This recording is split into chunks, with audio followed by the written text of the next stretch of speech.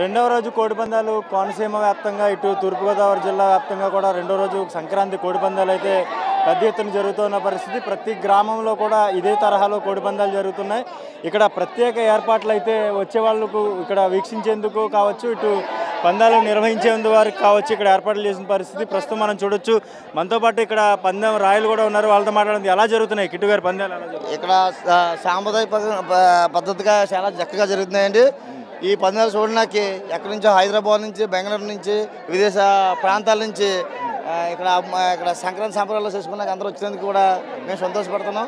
ఏంటంటే రైతులు ఈ సంవత్సరం కష్టపడి ఈ 3 రోజులు మన రైతులు కానీ వేరే పనులు చేసుకున్నారు కానీ ఈ 3 రోజులు పండగ వాతావరణంగా ఎంజాయ్ చేస్తారని అనుకుంటున్నాను. ఈ వాతావరణంలో మేము భాగస్వామ్యమైనందుకు మేము ఆనందపడుతున్నాం. ఎలా పెద్ద పందెం ఏది జరిగింది ఇప్పుడు? పెద్ద పందాలు ఏమి లేదండి, మా పందాలు ఏదో సాంప్రదాయపరంగా కోడి పందాలు జరుగుతున్నాయి. దాన్ని మేము తిరగించడానికి మేము చాలా ఆనందపడుతున్నాం. ఓకే, చూసుకోవచ్చు ఇక్కడికి మహిళలు కూడా పెద్ద ఎత్తున వచ్చారు. హైదరాబాద్, విజయవాడ, బెంగళూరు నగరాల నుంచి కూడా పెద్ద ఎత్తున మహిళలు వచ్చి ఇక్కడ పందాలు వీక్షిస్తున్న పరిస్థితి. ప్రతి ఏటా కూడా ఇక్కడికి విఐపీలు కూడా వస్తుంటారు. సినీతారులతో పాటు రాజకీయ ప్రముఖులు కూడా ఇక్కడికి విచ్చేసి పందాలు వీక్షిస్తూ ఉంటారు. అయితే ఈ పందాలు వీక్షించేందుకు ఇక్కడ ఎటువంటి ఇబ్బంది తలెత్తకుండా పూర్తి స్థాయిలో ఇక్కడ నిర్వాహకులు అయితే సమర్థవంతంగా ఏర్పాట్లు చేసి ఇక్కడ మాట్లాడే ప్రయత్నం కూడా చేద్దాం. ఎక్కడి నుంచి వచ్చారు మీరు? ఎక్కడి నుంచి వచ్చారు? కాకినాడ. ఎట్లా ఉంది? బాగుంది. ఎవ్రీ ఇయర్ వస్తూ ఉంటారా? లేదు, ఫస్ట్ టైం. మీరు చెప్పండి అమ్మా, ఎక్కడి నుంచి వచ్చి అదే మాట్లాడడానికి కూడా కొంచెం ఇబ్బంది పడుతున్న పరిస్థితి. అయితే కేవలం పందాలు వీక్షించేందుకు మాత్రం దూర ప్రాంతాల నుంచి ఇక్కడికి వచ్చారని మనం స్పష్టంగా చెప్పవచ్చు.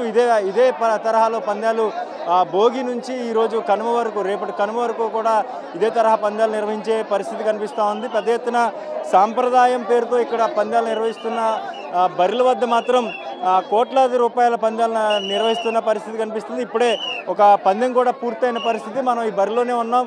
పెద్ద ఎత్తున ఇక్కడ చేరుకున్నటువంటి పందెం రాయలు కావచ్చు, వీక్షించే వాళ్ళు కూడా పై పందాలు అంటే పెద్ద కోడికి మీద ఒక 50,000 నుంచి ₹1,00,000 వరకు పందెం కడుతుంటే పక్కన ఉన్నటువంటి వారు కూడా లక్షల్లో ఇక్కడ పందాలు నిర్వహించే పరిస్థితి కనిపిస్తూ ఉంది. ఇదే పరిస్థితి 3 రోజుల పాటు అంటే కనుమ రోజు వరకు కూడా జరిగే పరిస్థితి అయితే మనం స్పష్టంగా చూసుకోవచ్చు.